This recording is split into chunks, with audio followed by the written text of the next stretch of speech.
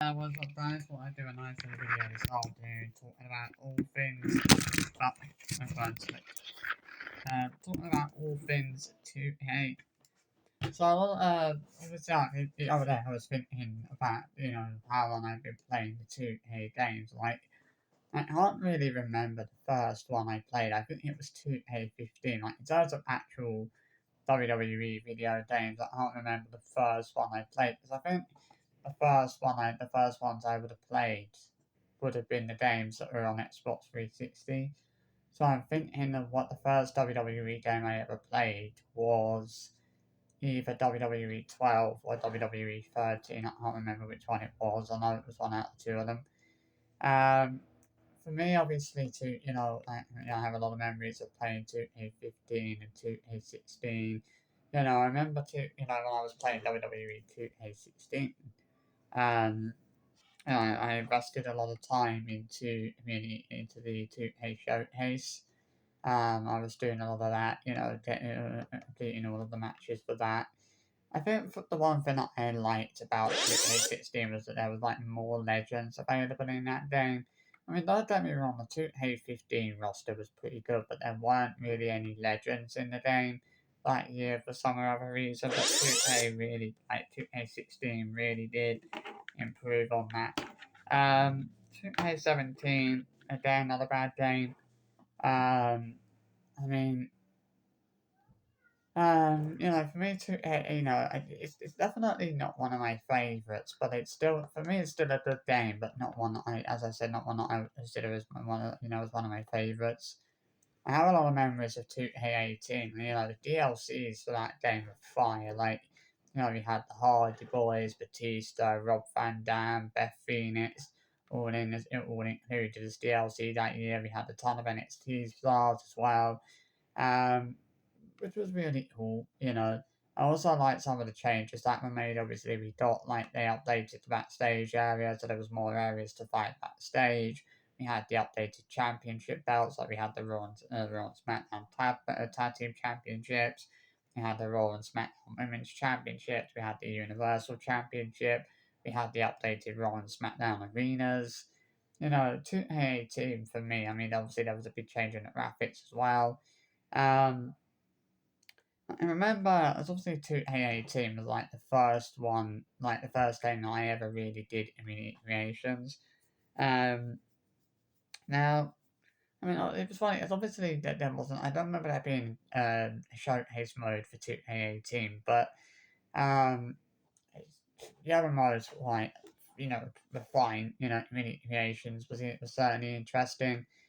I mean, the amount of hours, well, the big problem with community creations was, I mean, obviously about the 1,000 download images thing. Now, and remember that, obviously this, when 2K18 came out, once you'd reached the limit of 1,000 downloads, you couldn't automatically download all of the unsaved, like all of the unused images. Like, with obviously 2K19, 2K20, or 2K19 onwards, you had that option to delete all, to automatically delete all unused images without having to go scroll all the way down and manually select the unused images yourself. But in 2K18, you couldn't do that. So once you reached that 1,000 download limit, you were pretty screwed because that meant that you had to scroll down, and manually select all of the unused images. And if you had like hundreds upon hundreds of unused images, it probably would take a while, to scroll all the way down and find them all, select them all, delete them, it's just madness. But at least with 2K19, we had that option where it could like manually automatically delete the unused images without having to go through them, like scroll all the way down and select the unused images we wanted to delete ourselves. So obviously it's crazy. It was just crazy. Yeah, it was unbelievable. Um, but I mean, obviously with 2K19, things were a lot better. I mean, the one thing I didn't like about the earlier games as well was the fact that obviously you only had like 20 downloads per day, and once you used them all, like you couldn't download anything for another 24 hours. That was always a pain in the ass. That was always a real pain in the ass, only being able to download 20 things per day. But it seems like there's not really a limit now on 2K20. When you got like, if you go on like 2K22, out to 2K25, and you look at the mini creations, there's no thing at the top that shows you how many downloads you have available, nor is there, a download, download reset, timer thing showing you how long you've got until the download counter resets itself, you know, which were there in the older games. For me, 2K is the worst game I ever played, and this is the only game I've ever really bought. Like, I didn't actually buy it myself. My nan got it for me for my birthday that year. But I kind of wish I'd never asked for 2K20 because it was such a bad game. Like, there's not really much, too many positive things you can really say about 2K20. The less that it's one of those games where the less that's said about it, the better. I mean, the finish for 2K20, like things never really got any better for the game. I mean, they got a little bit better, but they didn't get there weren't really any massive improvements as time went on. And you think about the fact that the game was so bad, 2K ended up having to miss a year. You know, and obviously didn't release a new game until 2 years, and obviously until 3 years later. It was such a bad game that people were actually going back to 2K19. You know,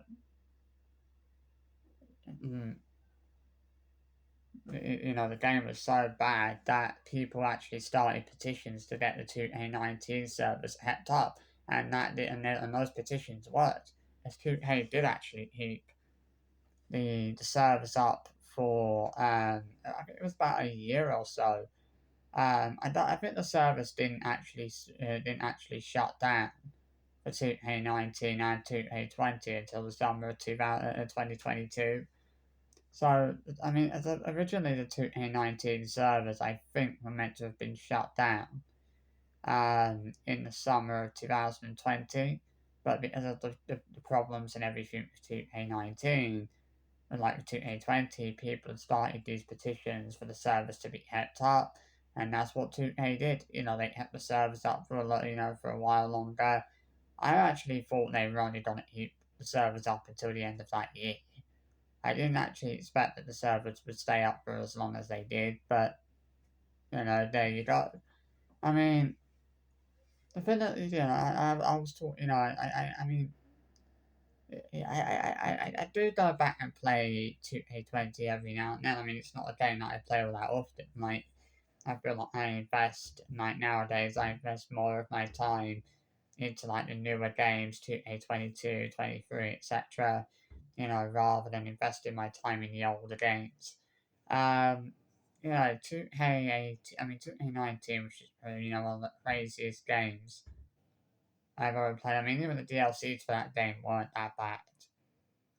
You have Bobby Lashley, we had Ricochet, we had quite a few big names as DLC that year. I don't know why why they gave us the DLC they gave us with 2K20. That was a major flop. You know, I was thinking about 2K18 the other day. I don't know if you guys remember this, but 2K actually released a WrestleMania edition of 2K18. I remember it released, I think it was around about March, end of March 2018. I remember seeing it advertised, and this was when we still had Game at Westfield at the time.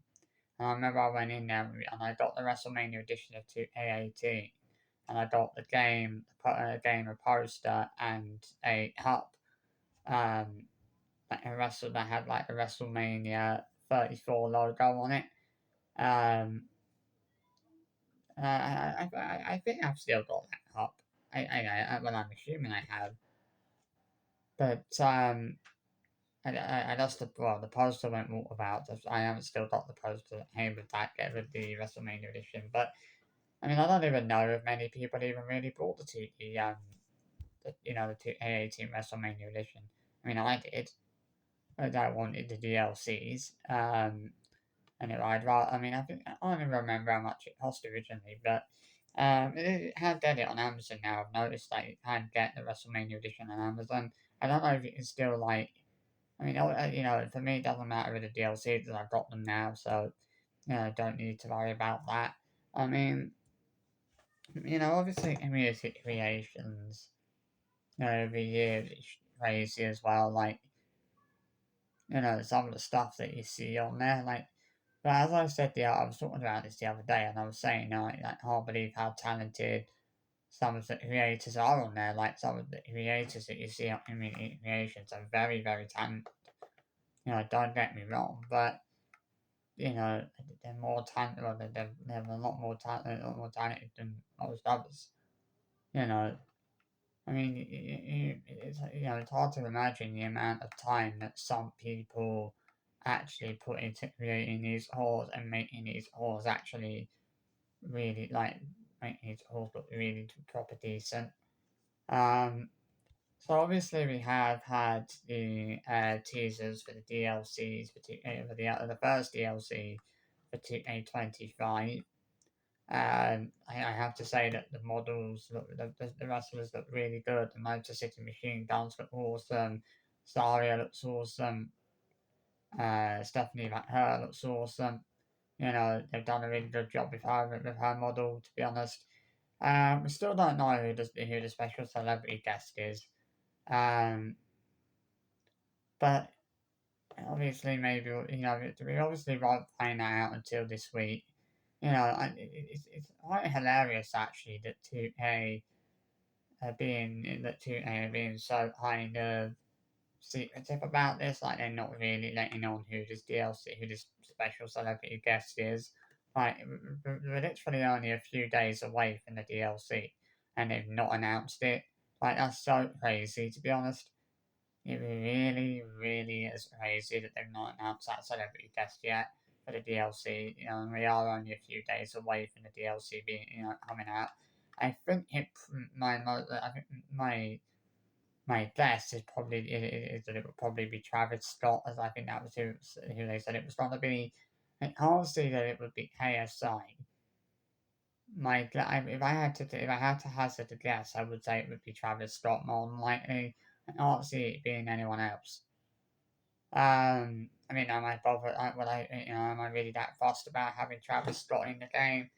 I mean, I've already given my thoughts on this and said that I don't think we really need, NBA stars and celebrities in a 2K wrestling game. But that's just my opinion on it. I guess maybe some of you guys think that it's. Maybe some of you guys don't have a problem with with NBA stars and celebrities being in the game.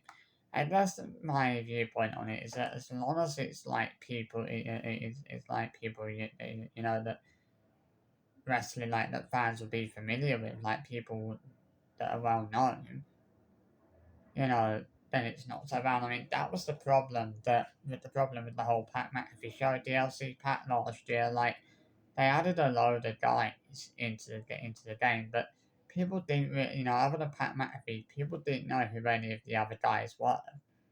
People weren't familiar with any of the other guys that were included in that DLC pack, and I just feel like that they don't really need to dedicate a whole DLC pack to the pack, to Pat McAfee and a lot of his co-stars from the Pat McAfee show. You know, one of the worst things 2K did, and they obviously didn't learn from that mistake. You know, I mean, don't get me wrong. I do like 2K25. I think the game is solid this year. I really enjoyed playing it. You know, and some of the stuff I've seen on community, like some of the creative, like the halls I've seen on 2K community creations, are just absolutely incredible. And as I said the other day, community creations is a real godsend when it comes to people that aren't in the game because you know that there will always be a lot of people creating, halls for people like people that aren't in the game. For example, if you wanted Ray Phoenix, I mean, creation touch your back. If you wanted Rusev, if you wanted Aleister Black, then you're good to go. If you want Zarya, you're good to go. That's one of the things that doesn't make sense to me. I was thinking about this the other day. I was thinking maybe Zarya didn't want to be in the game for whatever reason. Maybe she wasn't offered enough money or something like that. Maybe it was a contractual thing. But there were a few names that were surprisingly left out of the game. Obviously, Ariana Race, another name that should have been in the game. And even she was a little bit shocked. I think even Ariana Race herself was a little bit shocked at the fact that she didn't make it into 2K25. Um, but I think with Zarya, I guess it had been a contractual thing. As I remember back in 2000, in 2K20, we didn't have, in 2K19, we didn't have Tommaso Ciampa and Nikki Cross. They had been in 2K18, but they weren't in 2K19. I'm guessing it was like a contractual thing that, then like maybe they weren't able to re-deal, so they didn't appear in the game. But then they did actually return to the series in the following game, 2K20. Um, I mean, obviously that is the only thing that I think was a little bit of a bummer with the DLC was the fact that we didn't get Zarya. But there you go. That is 2K for you. You win some, you lose some with them. You never know what you're gonna get really. But yeah, just what I want to give my thoughts on that this afternoon. Hope you enjoyed this little video. I'll see you for another one soon. Bye bye.